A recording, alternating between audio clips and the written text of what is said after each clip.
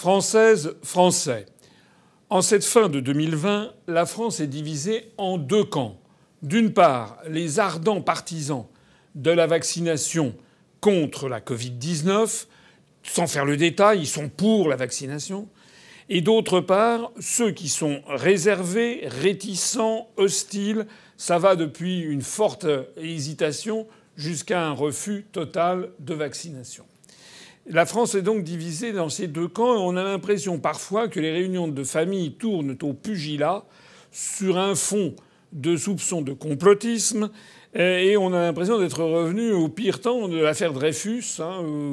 Carandache, vous savez, le dessinateur à la fin du XIXe siècle décrivait les dîners de famille avec des gens qui finissaient par se sauter à la gorge les uns les autres parce qu'il y avait les pour et les contre Dreyfus. Ça, en fait, la même chose est arrivée maintenant. Alors moi, je regarde tout ça de près. Je suis allé voir beaucoup de forums sur des journaux, des télévisions, des radios, sur Internet, sur Facebook. Et je me suis rendu compte de quelque chose d'important, c'est que les gens qui sont farouches partisans du vaccin, en fait, ont pratiquement aucun argument à opposer à ceux qui sont réticents. Le seul argument des partisans du vaccin, c'est qu'ils pensent que ça va être la fin de la pandémie. Voilà. Et donc, ils considèrent qu'il faut être dingue pour refuser le vaccin.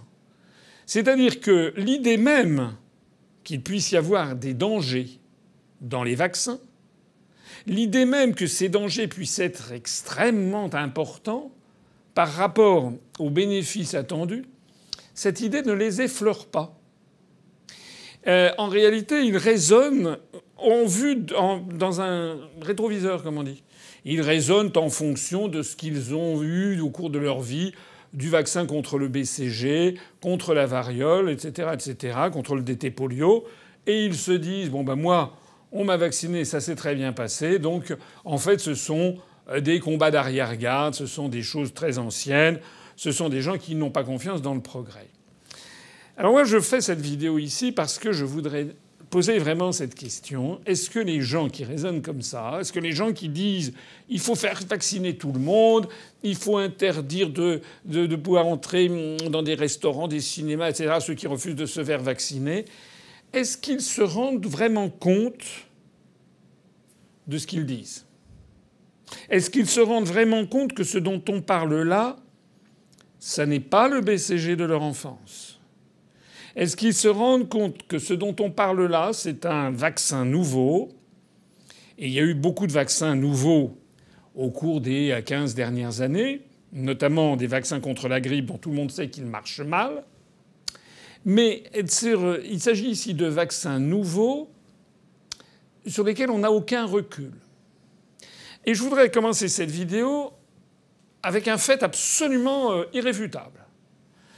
On a appris, là, il y a quelques heures, au moment où je parle, que le CDC d'Atlanta, c'est-à-dire le Center for Disease, qui est le grand centre qui récapitule les données statistiques aux États-Unis pour toutes les maladies dans tous les domaines, et le centre du centre, c'est à Atlanta, le CDC d'Atlanta a publié un rapport, au bout de 5 jours, sur les effets de la première vaccination qui a eu lieu avec le vaccin Pfizer-BioNTech, ce fameux vaccin à ARN messager, contre la Covid-19 entre le 14 et le 18 décembre. Et ce que nous apprend donc, ce qu'on vient d'apprendre des États-Unis, c'est que sur cette période, il y a eu 112 807 personnes vaccinées aux États-Unis. Et sur cette période, il y a eu déjà 3 150 événements impactant la santé, selon c'est Health Impact Event en américain, qui ont été recensés. Alors qu'est-ce que les Américains appellent Health Impact Event? C'est incapacité à effectuer des activités quotidiennes normales et ou impossibilité de travailler et ou nécessité d'obtenir des soins et un suivi médical. Donc, alors ça c'est les statistiques qui viennent de tomber. Ça veut donc dire que sur le vaccin Pfizer-BioNTech, qui est celui qui nous attend, semble-t-il, au bout de 5 jours, il y a 2,8% des personnes vaccinées qui donc ont ce genre de troubles. Et ce genre de troubles, ce ne sont pas des réactions allergiques qui durent 1 heure, ce ne sont pas des choses superficielles. C'est ce que je viens de vous dire. Si on rapporte ce chiffre sur la population mondiale, 7 milliards de personnes vaccinées, si on pouvait par un coup de baguette magique vacciner 7 milliards de personnes, ça voudrait dire qu'on aurait des effets secondaires, des Health Impact Events, pour 196 millions de personnes, c'est-à-dire 3 fois la population de la France, qui soit ne pourrait plus travailler, soit nécessiterait un suivi médical de la part d'un médecin ou d'une organisation médicale, soit aurait des pires difficultés à faire les gestes de la vie quotidienne. Et à l'échelle de la France, où on a 67 millions d'habitants, cela ferait à peu près 1 876 000 de nos compatriotes qui souffriraient de ça au bout de 5 jours. Je ne veux pas jouer les prophètes de malheur, je dis simplement la situation telle qu'elle est. On ne sait pas comment ça va évoluer d'ailleurs. Il est possible que ces personnes, au bout d'une semaine, 10 jours, reviennent à la normale. C'est possible, je le souhaite d'ailleurs. Mais il est possible que non. Et puis il est possible qu'on ait des choses qui se développent, non pas au bout de 5 jours, mais au bout d'une semaine, 10 jours, 3 semaines, 1 mois, 3 mois, 8 mois, 2 ans, 5 ans, 10 ans. Est-ce que les personnes qui traitent leurs compatriotes de crétins parce qu'ils refusent d'être vaccinés par un vaccin dont on ne connaît rien, est-ce qu'ils se rendent bien compte qu'un vaccin peut avoir des effets dans 10 ans? Est-ce qu'ils s'en rendent compte?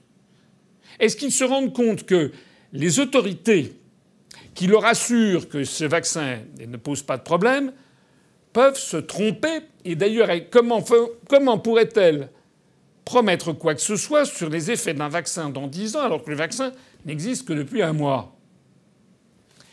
Je rappelle quand même les quelques points fondamentaux. Premièrement, la Covid-19 est une maladie à faible létalité. On sait que la grande majorité des personnes qui en décèdent, hélas, sont des personnes qui ont plus que 80-85 ans. On sait que parmi elles, il y en a beaucoup qui sont tout à fait en fin de vie. On peut même se demander si dans certains cas, on n'a pas catégorisé en mort de la Covid-19 des malades qui en fait souffraient de comorbidité avec différents facteurs et le fait d'avoir le virus de la Covid-19 n'a été qu'un des facteurs parmi ceux-ci. On a des quantités d'exemples. On aurait dû attendre à ce qu'il y ait 20 ou 25 000 morts et nous en avons déclaré 30.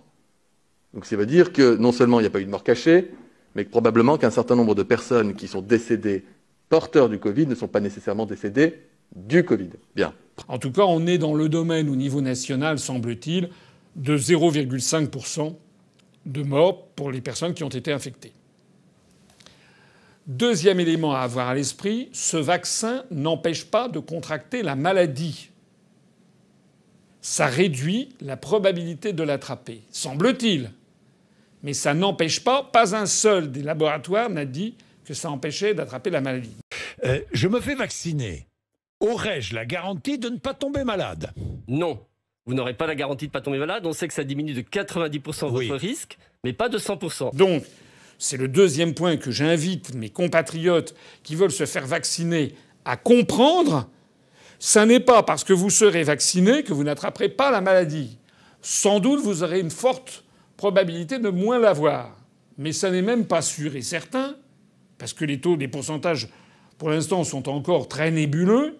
C'est essentiellement de la publicité maintenant des grands laboratoires pharmaceutiques, mais ça n'empêche pas que dans certains cas, vous pouviez tomber malade. Un mot d'ailleurs sur le taux d'immunité. Je vois qu'il y a des vaccins des sociétés qui nous annoncent que leur vaccin pourra avoir une immunité de l'ordre de 94-95%. 90% a dit, vous l'avez vu, le virologue qui était, interrogé par Jean-Jacques Bourdin.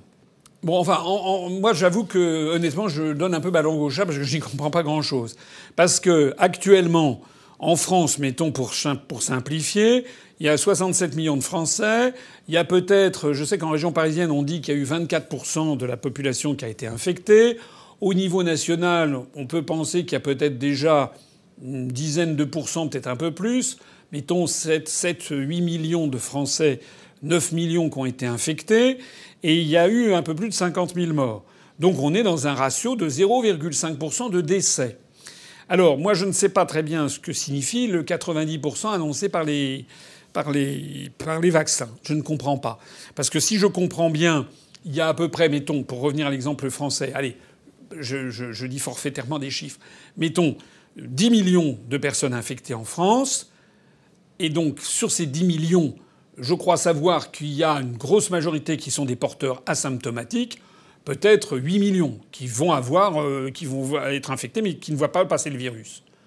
Et puis donc il reste plus que 2 millions, donc ça veut dire que 80% restent asymptomatiques. Et donc je ne vois pas le vaccin, si les gens étaient vaccinés, qu'est-ce qui permet de dire que c'est le vaccin qui permet de ne pas tomber malade alors qu'il y a déjà 80% qui restent asymptomatiques sans vaccin. Ensuite, il y a sur les 2 millions restants, eh bien, il y en a 1 950 000 qui ont 1,9 million, je sais pas, 1,8 million, et qui ont des maux de tête, des rhumes, qui sont un petit peu malades. Et puis, il y a vraiment, dans les derniers chiffres, on peut considérer qu'il y a peut-être, je ne sais pas, mais 100 000 personnes qui sont hospitalisées ou 200 000 personnes qui sont hospitalisées, et puis qui certaines vont en réanimation, peut-être 100 000 en réanimation depuis le début, et puis malheureusement 50 000 personnes qui sont décédées.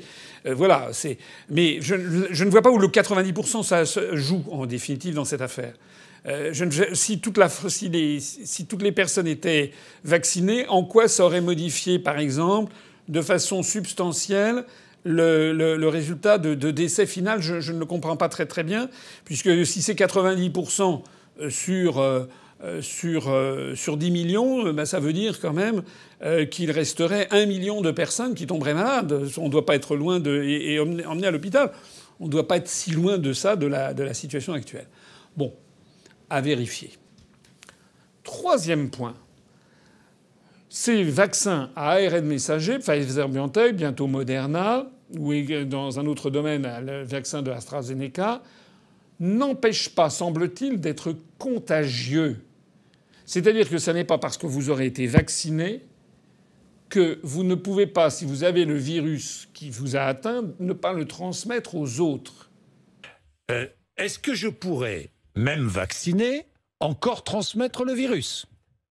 Possiblement, vraisemblablement. C'est pour l'instant ce que les modèles singes... Donc je me ferai vacciner, je pourrais quand même transmettre le virus. On ne sait pas encore. Sur les essais de Moderna et Pfizer, le critère d'évaluation principal était de ne pas faire une forme clinique, mais il est tout à fait possible que les gens avaient du virus dans le nez, par exemple, et pouvaient être contagieux. C'est ce qui s'est passé d'ailleurs chez les singes chez qui ces vaccins ont été testés. Oui. Les singes ne faisaient pas de forme clinique grave, mais ils avaient du virus dans les fosses nasales et pouvaient donc transmettre. Donc il est possible que ces vaccins empêchent les formes graves sans empêcher la transmission. Est-ce que les gens peuvent comprendre ce que ça veut dire que ça ? Ça veut dire que les arguments que je vois assez souvent dans les forums de discussion, des arguments de type altruiste en disant mais non, il faut se faire vacciner, même si c'est pas pour vous-même, c'est pour les autres, c'est pour éviter de contaminer les autres, cet argument tombe, il n'est pas exact. Quatrième élément, on ne connaît pas la durée de la protection. Alors, je me fais vacciner, combien de temps serai-je protégé ? On ne sait pas. On ne sait pas. On ne sait pas. Et on la connaît d'autant moins que le virus semble muter. Il y a des mutations. On le voit, on l'a vu avec l'affaire des visons, des 15 millions de visons qui ont été abattus en urgence au Danemark parce qu'il y avait une nouvelle souche qui s'était créée.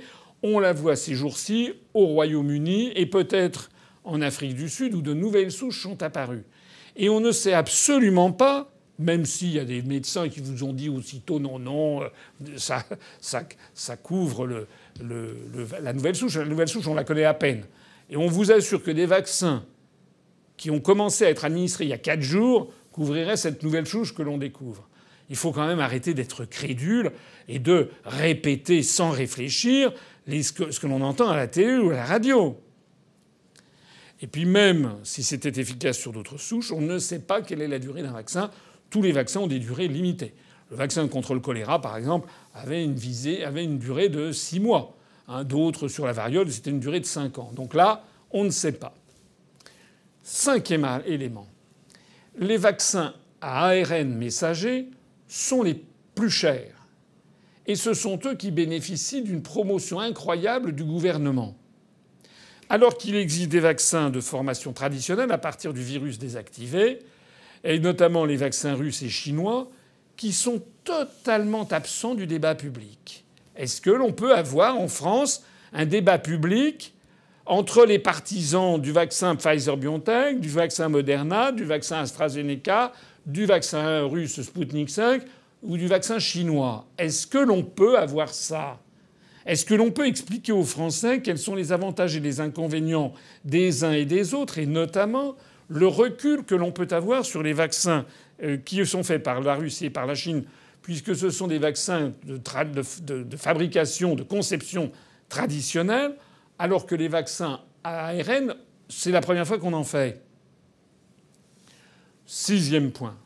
Aucun recul sur ces nouveaux vaccins à ARN. J'ai commencé cette vidéo en insistant sur les tout premiers reculs que l'on a, ça fait 5 jours. Or, le moins que l'on puisse dire, c'est qu'en 5 jours, il y a quand même 2,8% de problèmes, ce qui n'est quand même pas rien. Ce qui est d'ailleurs très supérieur, soit dit en passant, au taux de létalité qui est de 0,5.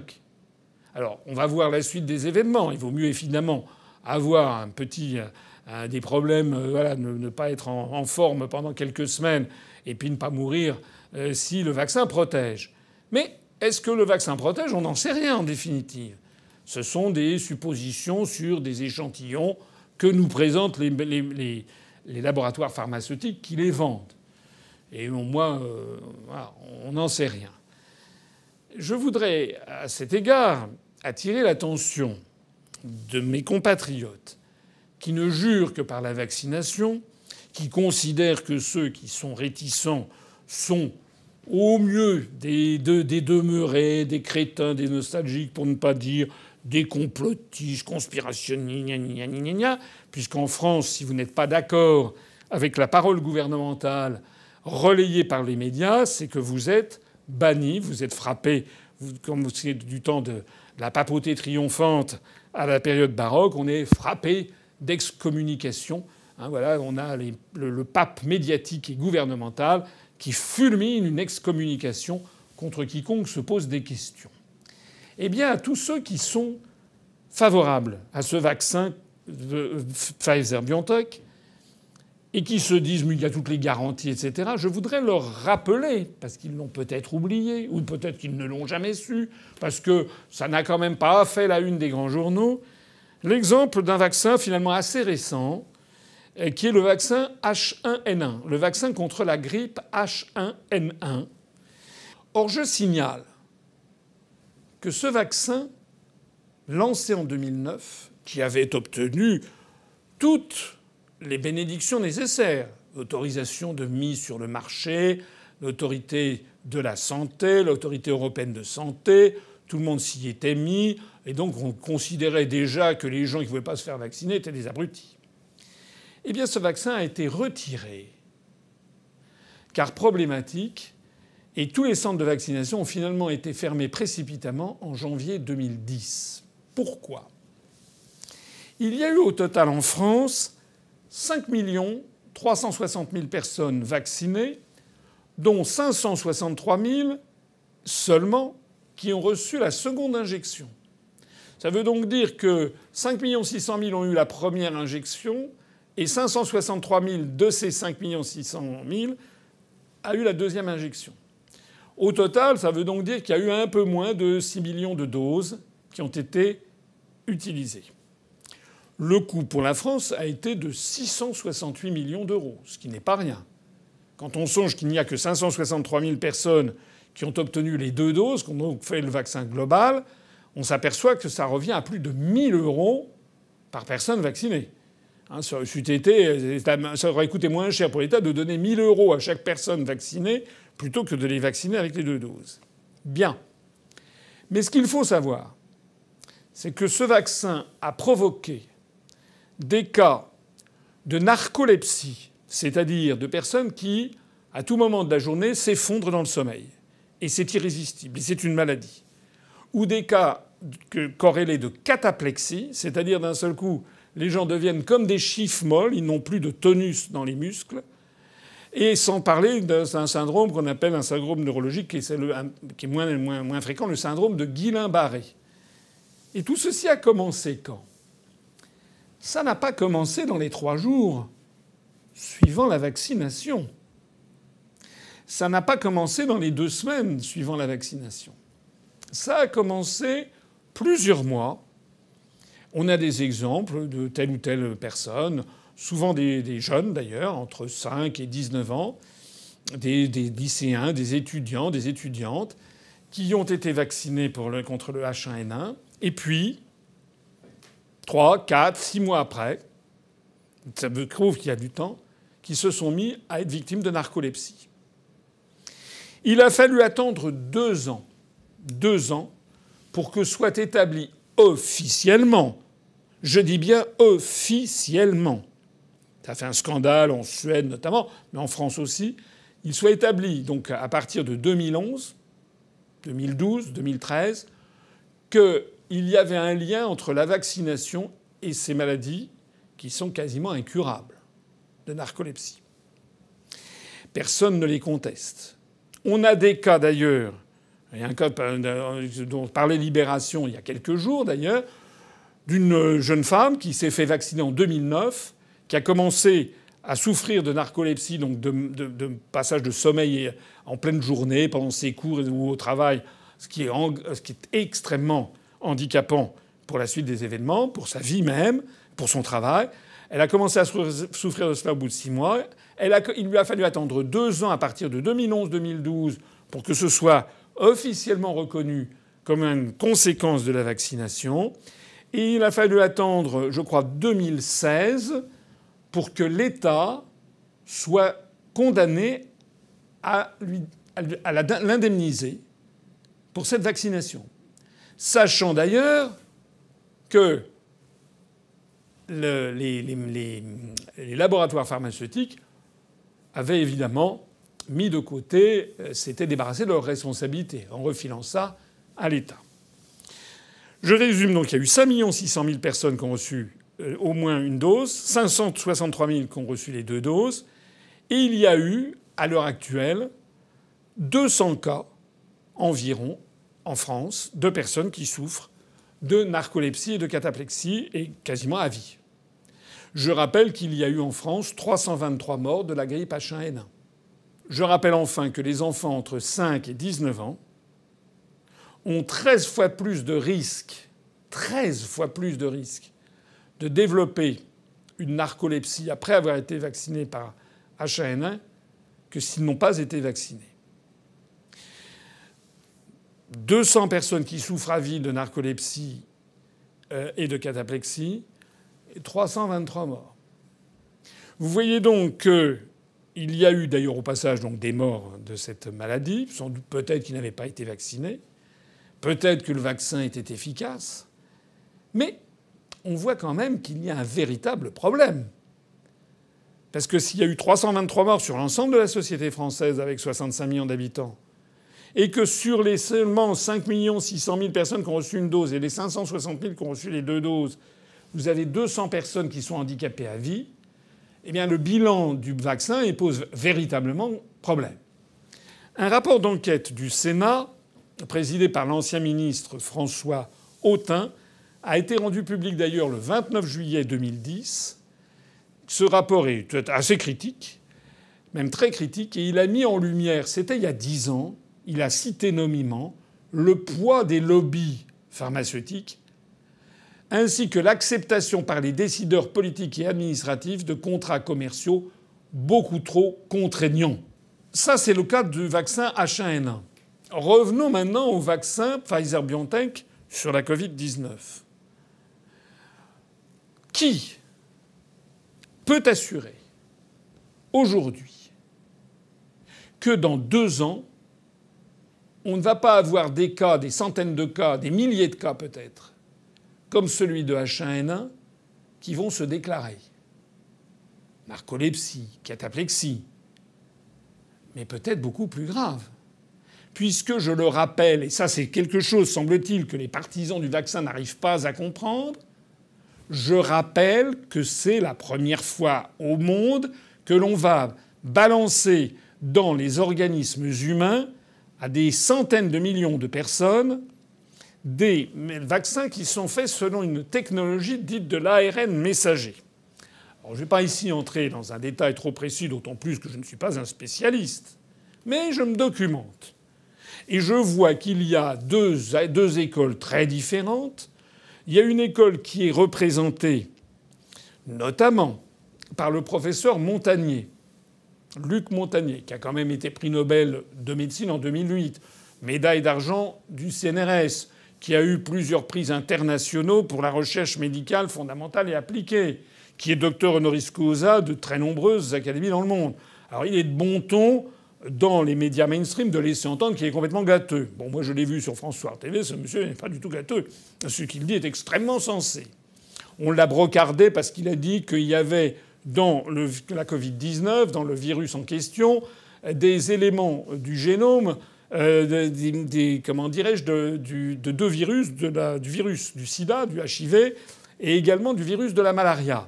Il a dit ça au mois de juillet. On a dit qu'il était complètement gâteux, qu'il était siphonné, que c'était faux, naninana.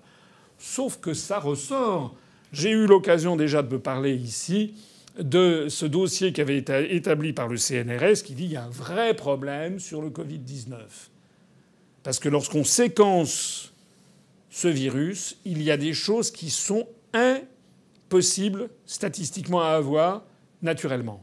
Il y a vraiment des morceaux, des bribes de discours, si j'ose dire, des bribes du génome de ce virus qui viennent du virus HIV et d'autres du virus de la malaria. Malaria, d'ailleurs, soignée, c'est la maladie du palu. Ça pourrait expliquer, d'ailleurs, en partie, l'efficacité de l'hydroxychloroquine.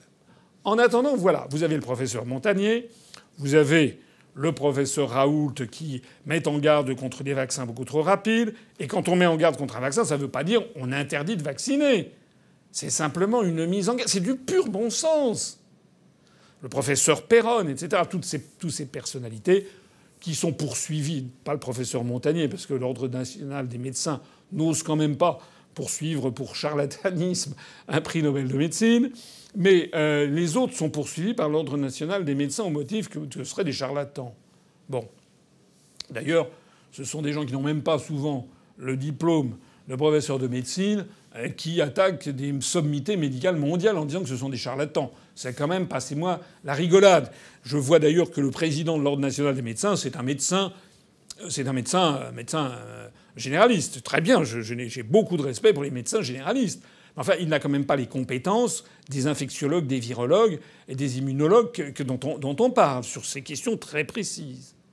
Alors, que disent les personnes qui sont hostiles à la vaccination à ARN ? Ils disent que l'ARN, normalement, ne modifie pas l'ADN, mais qu'il peut arriver des cas où il le modifie. C'est tout le problème des rétrovirus comme le HIV, et c'est tout le problème d'un élément que les spécialistes appellent la transcriptase inverse, c'est-à-dire que normalement c'est l'ADN qui informe, qui modifie, c'est l'ADN qui modifie l'ARN, mais que dans certains cas c'est l'inverse qui peut se produire. Et ça, on sait ça maintenant depuis quelques décennies. Alors, ça a été débunké. J'ai vu que le journal Le Monde et les décodeurs ont dit comment, c'est n'importe quoi, le prix Nobel dit n'importe quoi, le professeur Raoult dit n'importe quoi, le professeur Perron dit n'importe quoi. De toute façon, c'est simple. Dès que vous n'êtes pas d'accord avec Big Pharma et avec Pfizer-BioNTech, vous dites n'importe quoi. Vous êtes un gâteux ou un complotiste, au choix. C'est quand même un peu peu. Parce que les décodeurs, c'est fait par un journaliste qui n'a pas de diplôme de médecine, je ne pense pas, ou qui, s'il en a, n'a pas toutes les compétences des gens qui l'attaquent. Et les décodeurs du Monde ont expliqué qu'il ne fallait absolument pas avoir peur de l'affaire de l'ARN modifiant l'ADN que c'était absolument impossible.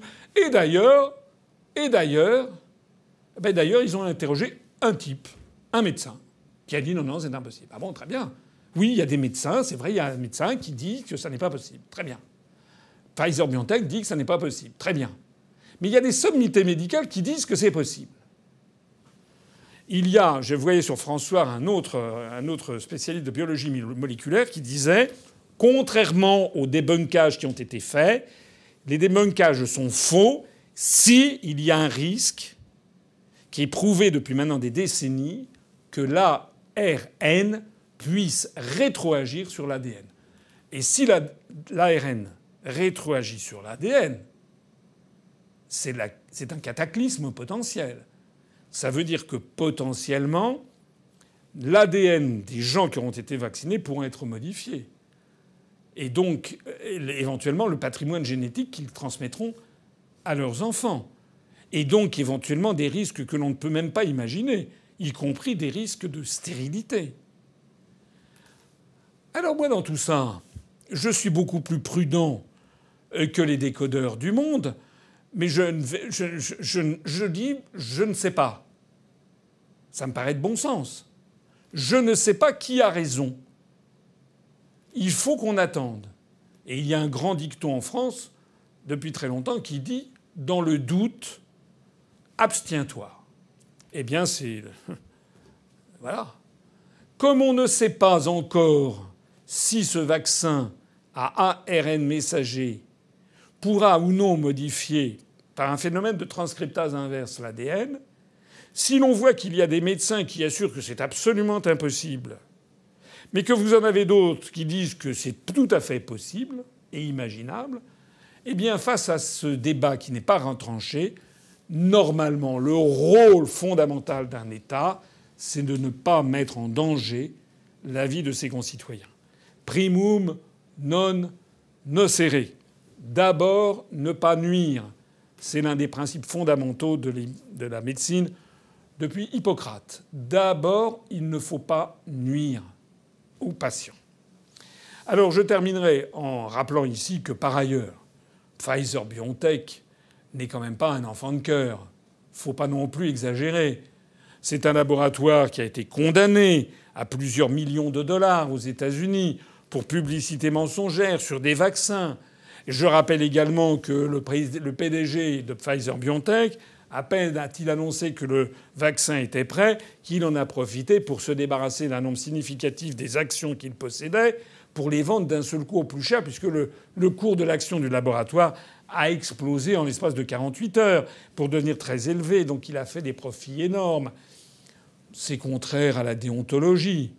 Normalement, le PDG d'un laboratoire pharmaceutique qui sort un vaccin radicalement nouveau, qui est destiné à des centaines de millions d'habitants sur Terre, paraît-il, et sur lequel on n'a aucun recul, normalement devrait avoir au minimum l'éthique de conserver les actions et de ne pas faire profit après l'annonce, pour montrer qu'il a confiance dans la suite des événements.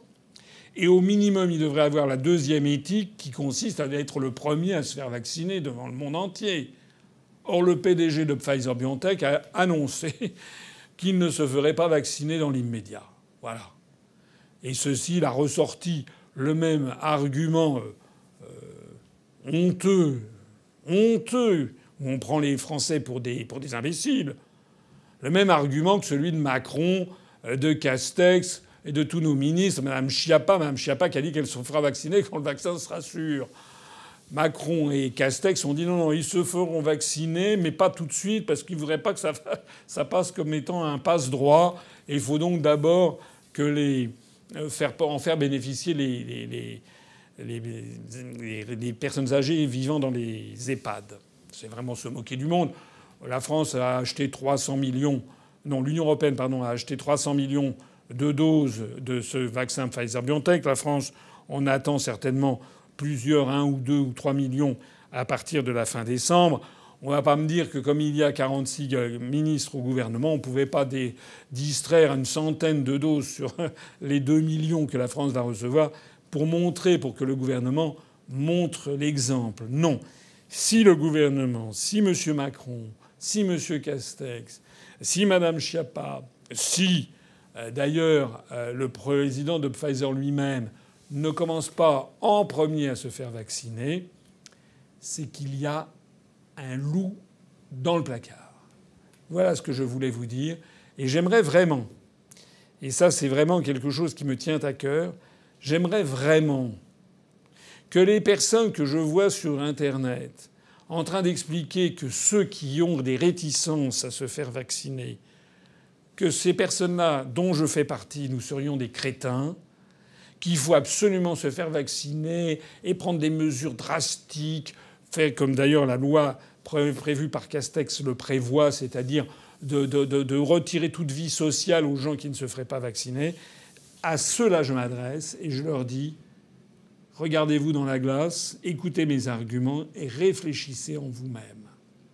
Réfléchissez en vous-même, parce qu'il y a eu des gens très malins en 2009, 2010 qui se sont fait vacciner du vaccin H1N1, qui, comme vous, pensaient que tout ça, les vaccins étaient parfaitement sûrs dans la mesure où il y avait eu l'autorisation d'autres mises sur le marché, et puis qui se retrouvent depuis victimes à vie de maladies invalidantes. Réfléchissez-y. Vive la République et vive la France.